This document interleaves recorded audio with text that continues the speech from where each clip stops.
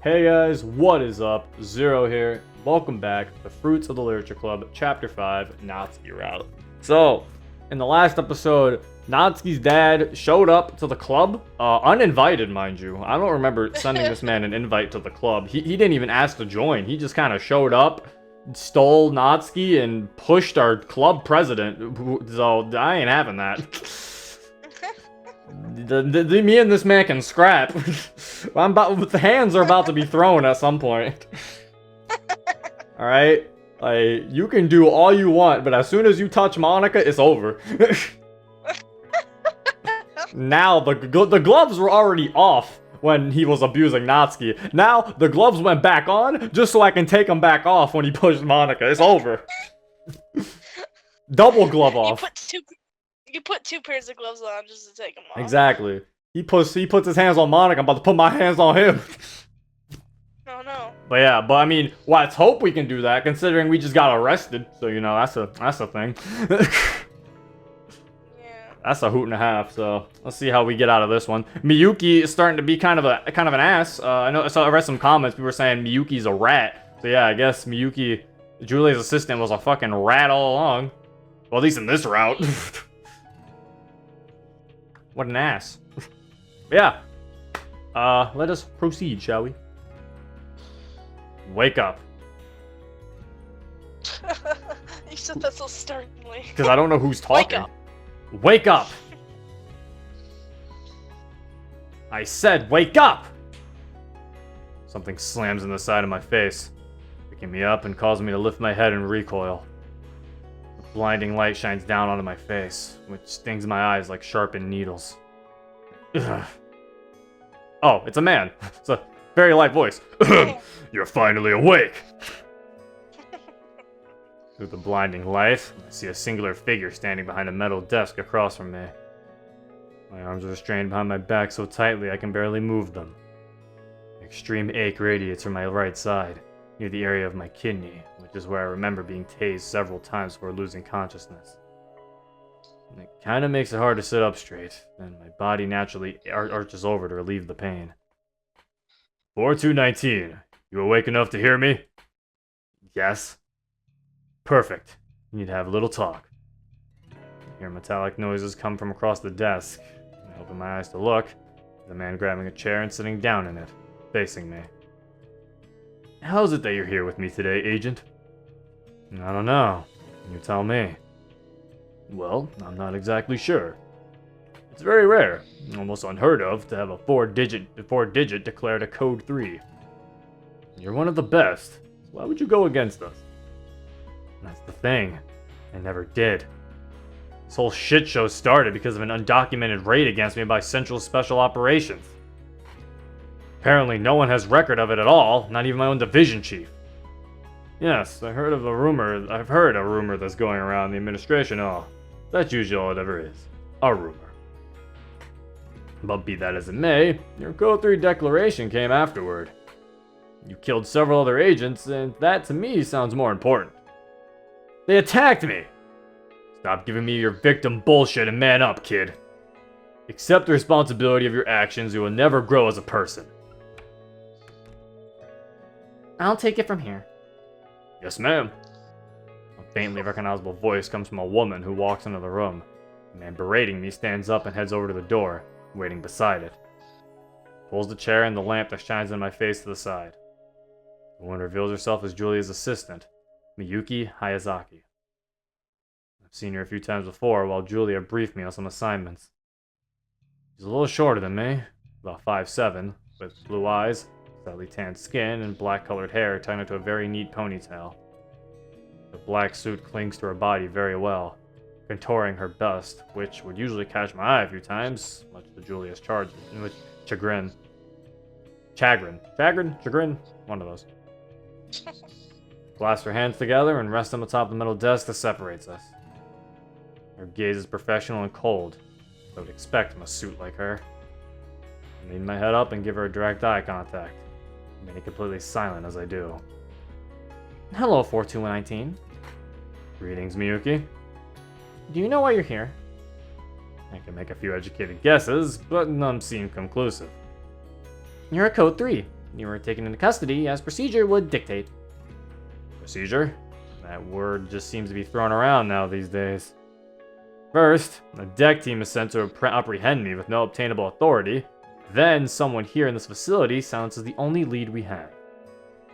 Then, my supervisor betrays me and brings me here. If any of this is procedure, then excuse my French, you're an utter dumbass. I understand your frustration about the last couple of days' events. I would be as well, trust me. However, you must understand that not only did you terminate several of your fellow agents, we are also suspect in the murder of yet another agent. It's insane that you would even think something like that. He was the only source of information I had on who sent the team out against me. He was also the only remaining agent on the team that opposed you. That caused damage to your home that tried to attack you. You had more than enough reason to kill him in a revenge-fueled triad. Have you even spoken to Julia at all about this?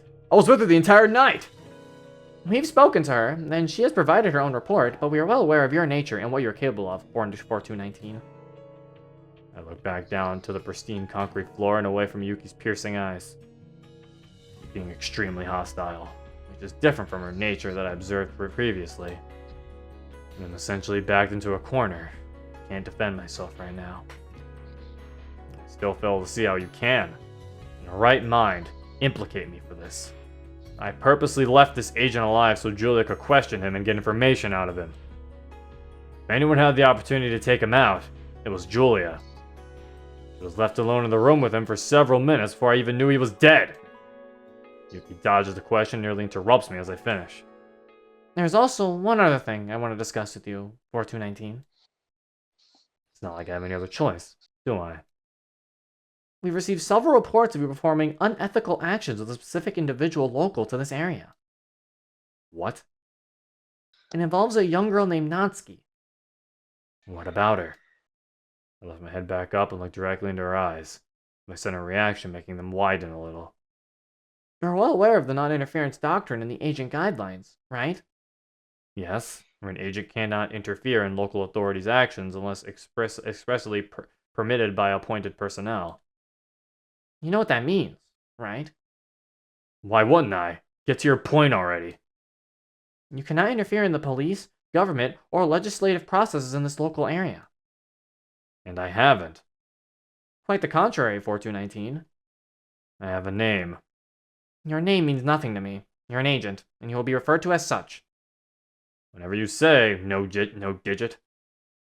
Quietly scoffs and grits her teeth together in frustration. What does any of this have to do with Natsuki? She's my girlfriend, and we go to school together. You're personally involved with this girl now. Yuki looks down at the table and audibly sighs. I don't see how she has anything to do with this. Doesn't know anything she shouldn't. You have to understand your position in this situation. You can't really take your word for it. Especially under these pretenses. And Julia's on your side with this as well? Yes, she is. I'm the one questioning you because she asked for it. How could Julia do something like this? Bad enough she betrayed me, but to drag Natsuki into this mess? Julia didn't betray him, I have a feeling. Yeah, no, I feel like she's lying. Yeah. It disgusts even me. A looming mixture of disappointment and despair overcast my mind, leaving me feeling distraught and helpless. This heavy feeling weighing on my shoulders. I lean forward and bow my head. Lower my tone and quietly speak to Miyuki. What do you want from me? That will be discussed later on. Right now, we want you in custody. Please don't make things harder for us and resist. You're already given too much leeway as it is. Nods her head towards my torso, gesturing to the restraints locking my wrists and arms behind my back. Right. Listen, Miyuki. If Julia truly is done with me as an agent and wishes this approach, I won't fight her any further. Huh? But please do not involve Natsuki in this. She has no knowledge of anything I do and doesn't deserve to be caught up in this mess. Please. I can't guarantee it. You should understand that, but I'll make note of it, and I'll forward it to Julia. Thank you, Miyuki. I keep my head bowed in defeat. And that's all I have for now. She unclaps her hands, rises from the chair, and exits the room. The agent who guarded the door before walks back over to the table. Look at you, the famous and reputable 4-digit Reaper bowing his head in defeat. This is despicable. I thought you 4 digits were truly diehard to the core. I guess your reputation doesn't really reflect you. He places his hands on the table and continues to barrage me with insults. Sometimes have to sacrifice for someone you care about. Today I made that decision, and I'm willingly charging myself with that sacrifice. You're doing this to some chick in high school? What was her name again? Natsuki. Starts to laugh despairingly at me. The tales people tell about you made me apprehensive, just to be in the same room with you at first. But seeing that nothing more than a walking fleshlight is enough to bring you down, I feel humiliated to admit I once feared you. Starts to walk behind me. No matter, though. You're a fearsome agent nonetheless. You deserve to go out respectfully.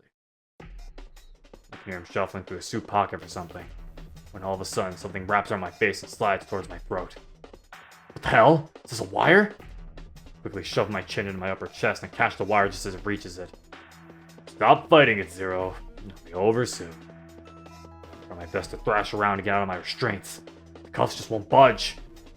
Damn it, this isn't good. He's trying to garrot me. I can't get my arms free. He pulls on the wire and he digs into my chin, sliding more and more toward my chest. If it gets to my chest, I'll slip under my chin and have full access to my throat. I push the lower half of my jaw out as much as I can to keep tension on the wire so it doesn't slip. My aggressor continues to apply pressure on the wire, stinging my chin as it digs in. Think of something fast before he gets the better of me. My fear skyrockets when he starts to pull on the wire with enough force to tip the chair I'm sitting on backward. I lunge my feet forward to keep on the ground. He starts pulling again just as quickly. You really want to go out fighting, don't you? I won't go out. The likes of you! I struggle to keep my head in position and fight back at the same time. Ugh! All of a sudden, he releases the tension on the wire, causing my opposing force to send me lurching toward the table. The wire slides down just enough to get under my chin and make contact with the front of my throat. Ha! Gotcha now! The wire is pulled back and I feel it sting as it wraps around my throat, cutting off the blood circulation in my head and closing my airway. Ah! Shit, he managed to get me! I thrash my shoulders from left and right, desperately trying to loosen the man's grip on me. However, the writhing doesn't work to my favor. I can feel my muscles start to burn from the lack of oxygen needed to fight back. Just stop fighting back. It'll be easier for you. The wire continues to dig into my throat, the stinging now evolving into tearing. Placing my feet firmly against the ground in front of me, I launch myself up and throw the agent into the wall behind us.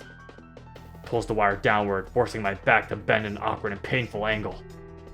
God damn it! I'm not going to make it if I don't get out of this! Come on. Come on! Covering my footing, I try to slam the agent back against the wall again, but it does nothing. Try dead weight. It's a quick and effective option to throw someone's balance off when you're in a hold such as this. I'll more than likely snap my neck because of the amount of force he's using to hold me up. At this point, my lungs scream and burn for air. My muscles ache and sting from the lack of oxygen. I'm starting to get dizzy. Once again, I slam the agent against the wall with my back. Shit! I can't hold myself up anymore. My knees start to buckle and I frantically try to regain my footing. But my body refuses to work with me. The agent manages to get me on the ground, my face planted against the concrete floor. He shoves his knee into my back to keep me from moving any further. Instinctively, my mouth opens and my tongue tries to stick out as I fail to breathe. Shh, just let go. It's easier this way. It'll be over soon, I promise.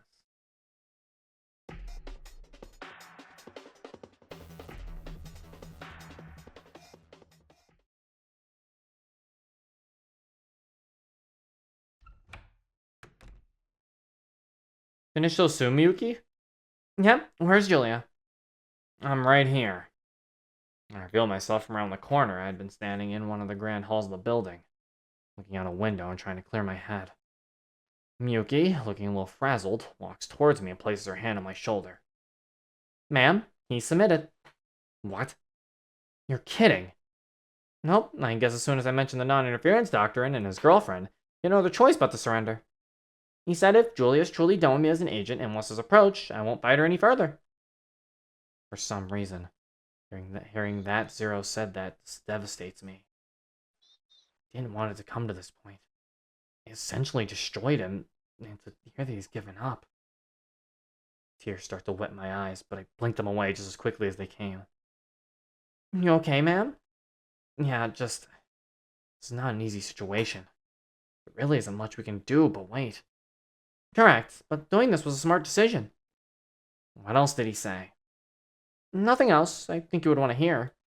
What do you mean? You betraying him. I feel my heart break a little more in my chest, and I lean against the wall.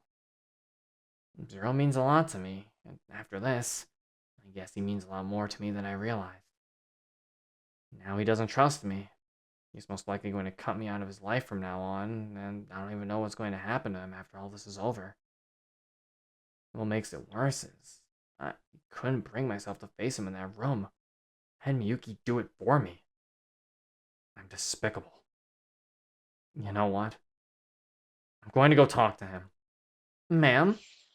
Take down the information he gave you about what happened and start to compile a report. I'll meet you at my office when I'm done here. Yes, ma'am.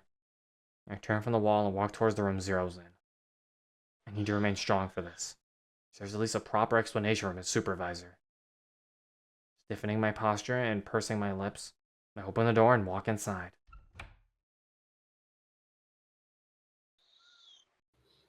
Entering the darkened room, lit only with a single lamp that hangs from the ceiling, I glance down at the concrete floor and then back up a metallic desk that sits in the middle of the room. What I finally see makes my blood run cold and paralyzes me. The agent that was supporting Miyuki stands over Zero and unwraps a silver metallic wire from his throat. What the hell are you doing? Wait, Zero. He looks back at me while his face turns completely white and quickly tries to hide his weapon. Why are you in here? From my position, I can see Zero's motionless body slumped into the ground. It's clear he isn't breathing. Oh my god. Zero! No. Why did you do this? You don't need to know that, Julia. He wraps the wire around his hand and neatly tucks it away into his suit pocket while giving me a cocky grin. Without hesitation, I charge him and slam him against the wall. Gah! He tries to resist by punching against my chest, but I throw my left arm out and wrap it around his right. Next, I pull him toward me and thrust his right arm up at an unnatural angle. The sickening crunch of his forearm being fractured in several places rings in my ears. As his body recoils, I place my right foot behind his and pull him toward me. Once his chest makes contact with mine, I shove him back. His legs make contact with mine, toppling him over.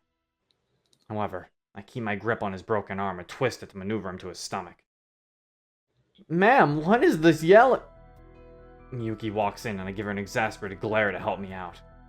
She runs over and places her foot onto the agent's back, and I let her grab onto his arm. What the hell happened in here? What is wrong with 4219?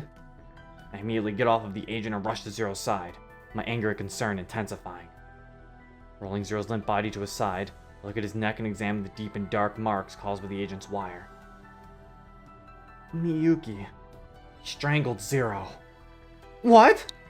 Why in the hell would you do that? Miyuki screams in the agent's ear as he struggles and grunts against her. I press my first two fingers at a specific spot on Zero's throat. Oh my god. What is it, Julia? He has no pulse. I'm gonna try to give him CPR. I remove a key from my keychain and quickly remove the strength from Zero's wrists. Placing him onto his back, I get close to him and place my hands on his sternum. This usually never works for someone who's been strangled, but I have to give it a shot. He deserves more than me to just give up and leave him to die. For getting my hands in a position, I start my rhythmic compressions. A few compressions later, I pinch his nose closed and place my lips against his and try to kickstart his lungs by blowing air into them. Nothing. No, I'm not going to give up. I start compressions again and try to blow more air into his lungs. Remains unresponsive. Tears start to stream down my cheeks as I slowly lose my own emotional resolve. No, damn it! You can't die! You can't! Once again, I start frantically performing my rhythmic compressions. And of course, it fails. No. slam my fist against Zero's chest and start to sob uncontrollably. Several other agents enter the room and help restrain the agent Miyuki has control over. Once he's been fully restrained, Miyuki tries to help me get to my feet, but I refuse and shake her off. I sit down next to Zero and close my eyes, remaining completely silent. Miyuki and their agents start to grab Zero's attacker and drag him out. I open my eyes and wave them to stop before they exit. Standing up, I take a holstered handgun I have in my suit's overcoat and point at the defenseless cretin. Tears stop flowing from my reddened eyes and I place my finger on the trigger. Ma'am, what are you doing? I don't respond. I don't need to. I don't want to. This loathsome human waste deserves to die for what he did. Zero never got a chance to fight back. He died in a way that dishonors and humiliates him. And now I want nothing more than to dispose of this trash. He deserves to die. He deserves to suffer. He deserves the wrath of someone even more fearsome than I. If Ashley was alive, she would be slicing this asshole's skin off with a dull blade. Ma'am, don't do it! We could use him alive to question him. We need to find out why he did this. I believe I found the answer to our questions already, Miyuki. This is the man who killed Williams. This is the man who's been hiding everything from us. What if he's collaborating with someone else here? If he really uses any intelligence he has, might be able to prevent this from happening to another agent, Julia. My index finger depresses the trigger slightly. Trying my hardest to hold back. Trembling, fighting against my own finger as he begins to pull it. What would Ash want me to do? What would Zero want me to do? He looks up at me with that smug-ass grin in his face. I so badly want to wipe it off. I want to beat into that face until it's nothing but mush. My hands start to quaver more intensely as my rage grows. Ma'am, please. I understand you're upset. Shut up, Miyuki. I raise my voice, using my commanding tone. Agent, you're under arrest, and the only person who'll be speaking to you is me. I have no problem skipping your medical wing visit for your arm if you plan to resist. What? You think you can do that? You're just as thick as your dead baby boy over there. I approach the man to kneel down and stare into his eyes. You're mine now. I'll do with you whatever I please. You're in my custody, and you're lucky I'm not breaking the rest of your bones and leaving you to rot. The gaze remains unrelenting as he looks back at me, becoming apprehensive. Your eyes? What the fuck is with your eyes? I place the barrel of my handgun against the gap between his eyes. Miyuki? Yes, ma'am? Get him the hell away from me. Now. Yes, ma'am. I move the barrel of the gun from the agent's face and holster it back inside of my suit jacket. Miyuki and their agents drag him out the room, leaving me behind. I can't even bear to move. I just kneel there in the dimly lit room with my head bowed and tears coming back to my eyes. Well, yeah. Guess that happened. I don't think he's dead, though. How do you fake that? How do you fake that though? Because it's they find a way. They were gonna find a way. He's not dead. Because whose perspective are we gonna get? Plus, I didn't even get an option yet. Think about it. Think about it logically. I didn't get a choice screen yet.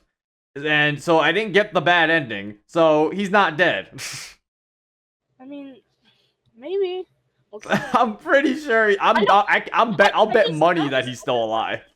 I mean, he's probably still alive. I'm very confused on how he can fake that. That's what I'm like. I'll bet money that he's still alive. I'm just really confused on how he could fake that. I mean, who knows? I mean, we've seen him. He's not a normal person, so that's already kind of. That's already kind of. He had no pulse. Even if you're not a normal person, if you have no pulse. You don't know how far his things go. We know nothing about this character. Okay. That's what I'm saying. You don't know how far this goes. This could also just be an elaborate ruse. Maybe Julia's in on it. You don't know. Maybe. This could all be an elaborate plan. That could be a fake. But yeah, I highly doubt he's dead. That's all I'm saying. That's all I said. Although, I also find it confused how that guy was afraid when Julia looked at her, when he looked at Julia's eyes, but he already kind of got confirmed that he wasn't gonna die. I don't know, I feel like if I was that guy, I'd be like, well, I mean, I'm not dying, so I mean, can you just, like, get your face out of my face? I feel like he'd talk more shit, because he knows he's not dying. That's what I feel like, he'd talk more shit. I talk my shit, actually, if I was that guy. Because I'm like, oh, you're gonna keep me alive? Oh, sick. I talk more shit. I'll have chat on screen actually, sure, because I know some people were saying they wanted chat on screen in the recording. You guys get to be on screen. Let us proceed to Natsuki's sad times. I reach into my pocket and grab my phone. I'm waiting to see a message from Zero. Much to my disappointment, I don't have anything. Weird. I haven't seen him all day. Kind of worries me a little. He sent me a few messages after dad took me from the club yesterday. Took me from the club yesterday. We didn't talk much, since Dad refused to let me have my phone until we were done. Chilling feeling runs up my spine, and I shudder right there in the hallway. I put my phone back. I put my phone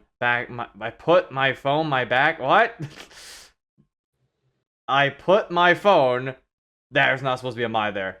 I put my phone back into my pocket and keep walking down the hallway. I haven't seen him all day today, either. He usually buys my lunch and my snacks. Well, maybe he's at the club and just forgot. My dummy. Forgetting things like that. After a few more minutes of silent walking, I get to the clubroom door. Hand shakes slightly from nervousness as I reach for the knob. I'm actually really scared to see Monica right now. I mean, my dad shoved her to the floor. She must be really upset at me. What? Oh, I still can't believe he did that. Right in front of Zero, too. Least I could do right now is to thank Monica for stopping him. It looks as if he was going to start an all-out brawl with Dad. As much as I really want that to happen, I don't think that's a good idea at all. I don't want him involved with my dad. I can handle this on my own. I've been dealing with this for years anyway. It isn't fair for me to just come into his life and wreck it with my issues. There I go again. I swallow the saliva in my mouth, turn the doorknob, and walk into the clubroom.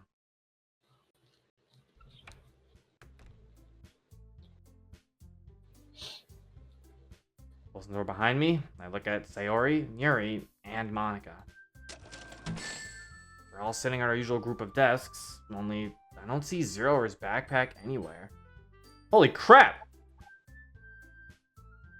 Was that a glitch, or did that just happen again? What? To donate $5 extra, but it re-donated $35. Keep the change, I have a job. Oh god, that's real money, Jesus. I'm sorry that it fucked up. Holy shit, yeah, oh my god. Thank you.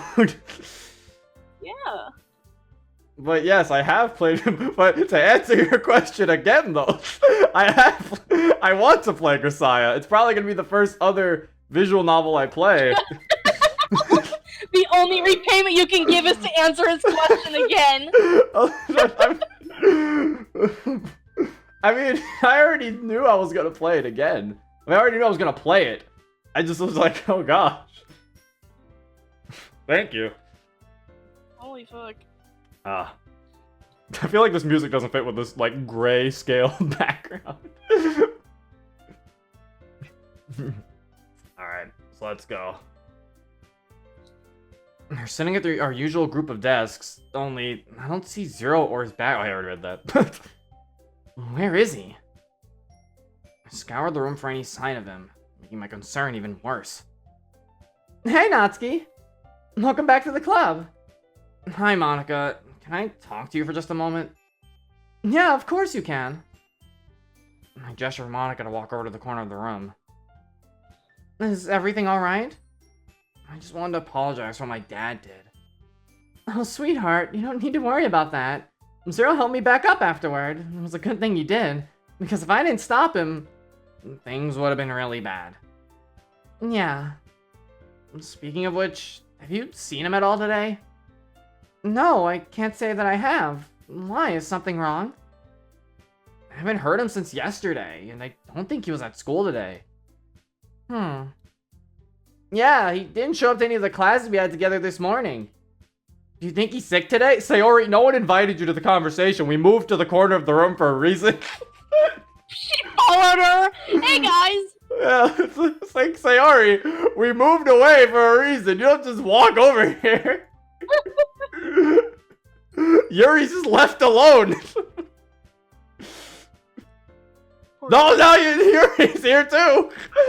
Why did we go to the corner anyway? We're all just in the corner of the room now. Yeah, I was saying now we're all just in the corner. No, I don't think so. He usually keeps himself very healthy, and even then, if he was sick, he would have still come to school.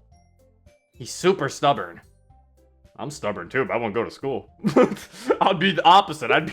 I'm the opposite. I'm stubborn about not wanting to go to school. I will sit in my bed and I will not move.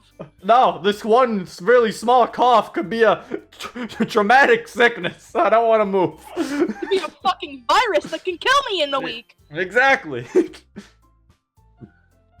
No, definitely. If you ever observe the quality of the lunches he brings to school, you would never expect him to get sick. Oh, well, Yuri, lunch, there's more than lunch that can get you sick, but okay.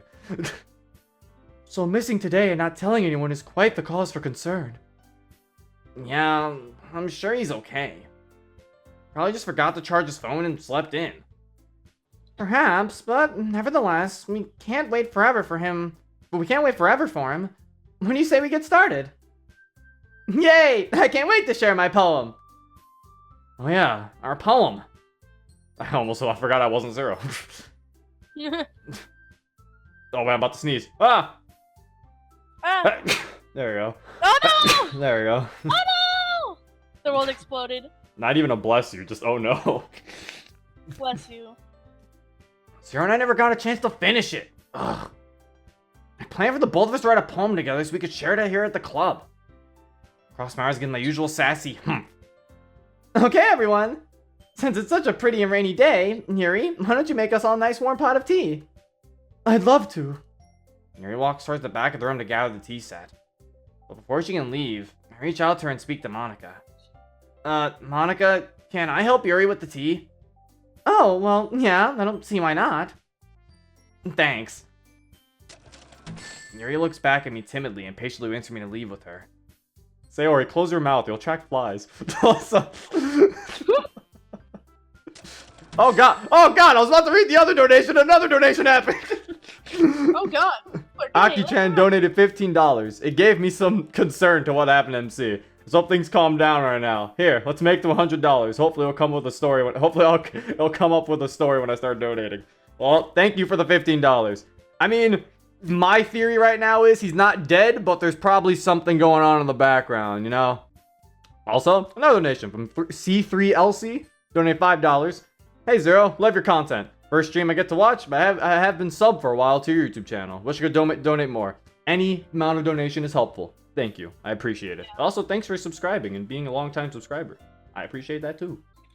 And Yuri looks back at me timidly and patiently waits for me to leave with her. When Yuri and I leave the club room and fill the teapot with water, she nervously tries to maintain eye contact with me. Is everything alright, Natsuki? You don't usually help me. Yeah, well, I guess I just wanted to talk to you about something really quickly. Talk to me about something? Like what? Yuri and I walk side by side down the gray-scaled hallway to the water fountain. I offered to hold the teapot, but Yuri politely shakes her head. So, I thought I would never really need to ask you for help, but I'm writing a poem with Zero, and we had to plan to share it together today. But since he's in here, I actually got a better idea. What's your idea? Yuri turns her head and gives me a curious expression. I want to make a sort of surprise poem for him. A surprise poem? That's very sweet of you. Don't tell anyone about this. Do you understand? Of course I do. I think it's rather cute you'd like to do something special for Zero. It's not cute. I flash an aggressive look at Yuri, which makes her giggle. So how would you prefer me to help with that? Well, you're just so good with words. And granted, even though Zero's a big dummy at times, he has a more advanced vocabulary than me. Yuri nods and listens. I'd like to ask you for helping with these bigger words. I can't believe I'm asking Yuri of all people to help with this. Well, I mean, I can believe why you're asking Yuri of all people to help with this. Why would you, who else would you ask, Monica? I guess she's the only other option. You're not asking Sayori. I really doubt Sayori's gonna help you with any big words. There's no way you're asking Sayori. Nah, her dad. She's not asking her dad. However, she does have a lot of experience and talent with big descriptive words. Exactly. So that line didn't make sense. I mean, granted, this is Natsuki logic, so baka baka roar. I was like, ask Sayori. No, if you ask Sayori, it's gonna turn into a depressing poem or a poem with small words. And it's gonna end with "I want breakfast." Yeah. Why you bully Sayori? I'm not bullying Sayori. It's just the truth. Different variations of "I want breakfast." Yeah, Sayori doesn't really use big words all the time. Sayori's poems are different. What about Monica? Yeah, that's what I said. Monica would be the only other person she could actually go to. I think she called it diction at one point. Diction. Dick. Diction. Why would you like to use bigger words? Do you not like your writing style anymore? Yuri in her mind. Yes.